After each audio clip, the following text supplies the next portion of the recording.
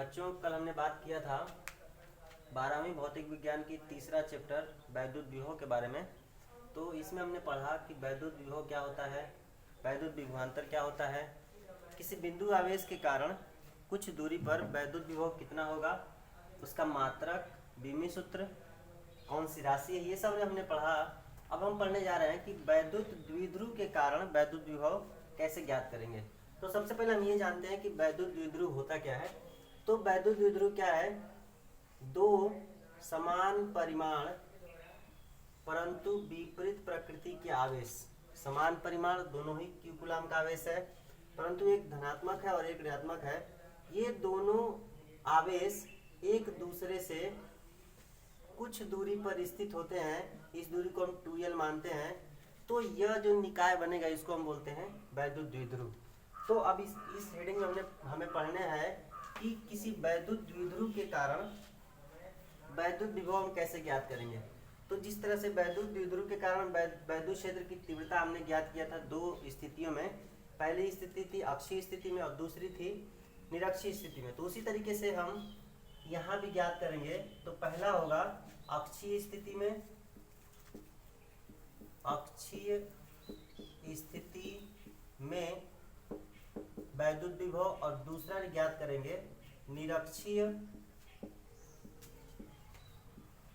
स्थिति में वैद्युत विभव। दो हेडिंग इसमें पढ़ेंगे।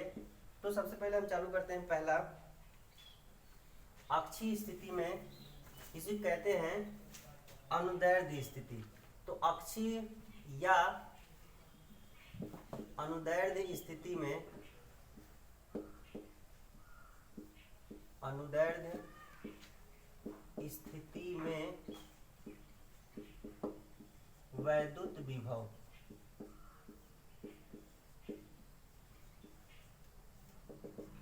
ये हम पढ़ेंगे इसमें अक्षीय या अनुदैर्ध्य स्थिति में वैद्युत विभव। तो सबसे पहले हम ये मानते हैं कि माना कोई वैद्युत द्विध्रुव जो -q एवं +q आवेशों से मिलकर बना है, जिनके बीच की दूरी 2l है, और इस द्विध्रुव का मध्य बिंदु O है। इस द्विध्रुव के मध्य बिंदु O से स्मॉल r की दूरी पर एक बिंदु P है। अक्षीय स्थिति में एक बिंदु P है जिस पर हमें वैद्युत विभव ज्ञात करना है। तो ये हमने फिगर बना लिया कि एक -q और +q कूलाम का आवेश है जो एक वैद्युत द्विध्रुव बनाता है, जिनके बीच की दूरी 2l है, और इस द्विध्रुव के मध्य बिंदु O से स्मॉल r दूरी पर एक बिंदु P है जिस पर हमें वैद्युत विभव ज्ञात करना है। तो +q कूलाम से अगर हम इस दूरी की बात करें तो ये हो जाएगा, देखिए टोटल r है, ये आधा हो जाएगा l और ये आधा हो जाएगा l। तो यहाँ से अगर हम बात करें +q से p की दूरी, तो ये हो जाएगा r - l, और वही -q से अगर हम बात करें ये दूरी, तो ये हो जाएगा r + l। तो ये हमने दूरी ज्ञात कर लिया। अब इसके बाद क्या करेंगे, लिखेंगे यहाँ से +q आवेश के कारण, +q आवेश के कारण बिंदु P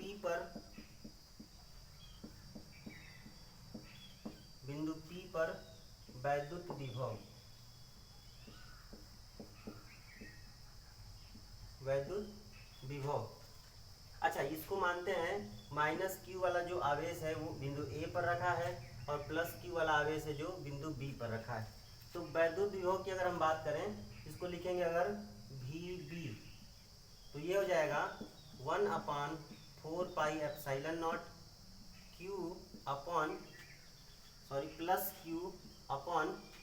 r, और r की जगह हो जाएगा आपका r - l।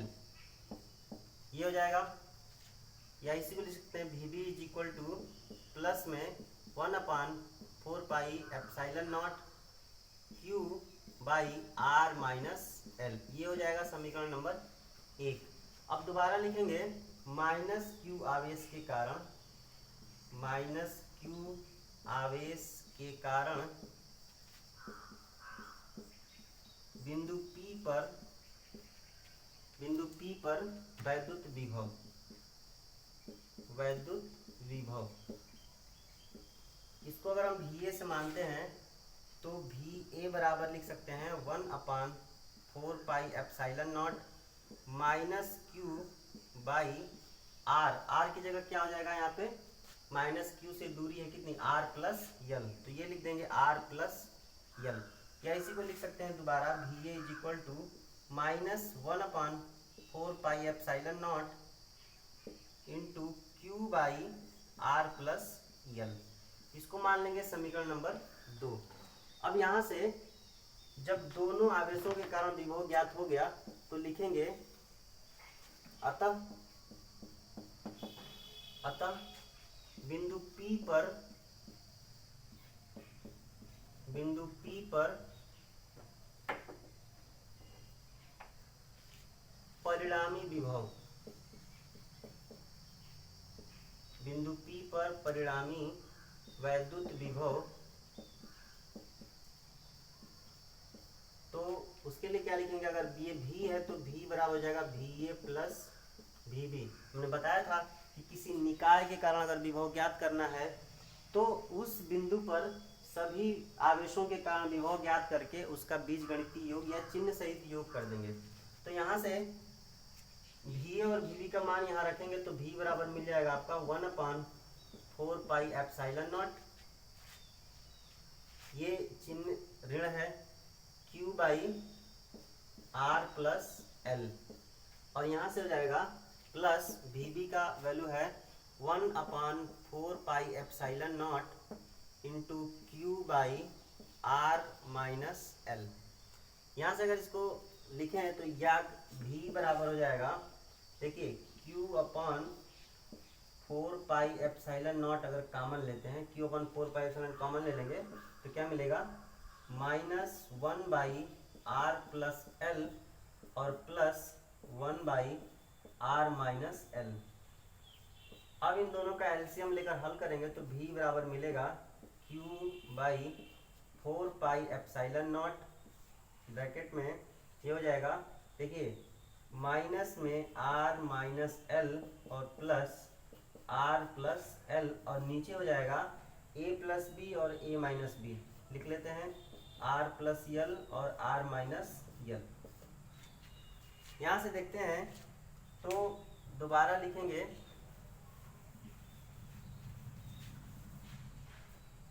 V बराबर हो जाएगा Q/4πε0, अगर इस माइनस को अंदर ले आए तो ये जाएगा माइनस R प्लस L और प्लस R प्लस L, ये हो जाएगा, और नीचे हो जाएगा R² माइनस L²। यहाँ से देखिए एक R से एक R कैंसिल हो जाएगा तो लिख सकते हैं V is equal to Q/4πε0, L मिल के क्या हो जाएगा 2L, और नीचे हो जाएगा R² माइनस L²। इसको मान लेते हैं समीकरण नंबर 3। अब हम जानते हैं कि चूंकि जो ये L की वैल्यू होती है, ये जो L का मान है ये R की तुलना में क्या होता है, बहुत कम होता है। तो यहाँ से लिखेंगे कि चूंकि R is greater than L, जो R की वैल्यू होती है, ये जो दूरी है L की तुलना में ज़्यादा है, इसलिए R² is more greater than L²। ऐसा करने के बाद लिखेंगे कि जब L² का मान R² की तुलना में बहुत कम हो जाएगा तो लिखेंगे L², अतः L² को R² की तुलना में नगण्य माना जा सकता है, नगण्य माना जा सकता है।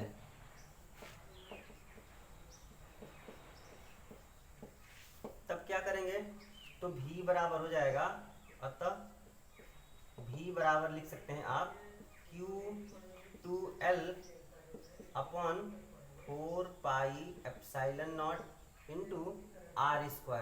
L² को हमने छोड़ दिया। अब यहाँ जानते हैं कि चूंकि वैद्युत द्विध्रुव का द्विध्रुव आघूर्ण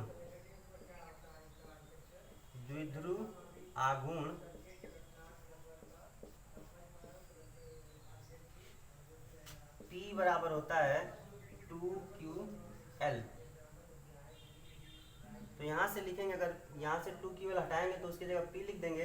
तो देखिए इधर लिखेंगे V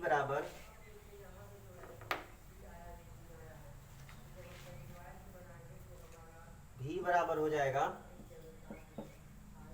P upon 4 pi epsilon naught into r square, या इसको दोबारा लिखेंगे तो ये लिखेंगे 1 upon 4 pi epsilon naught into p by r square. तो ये हो जाएगा किसी वैद्युत द्विध्रुव के कारण उसकी अक्षीय स्थिति में वैद्युत विभव, और इसका मात्रक हो जाएगा वोल्ट।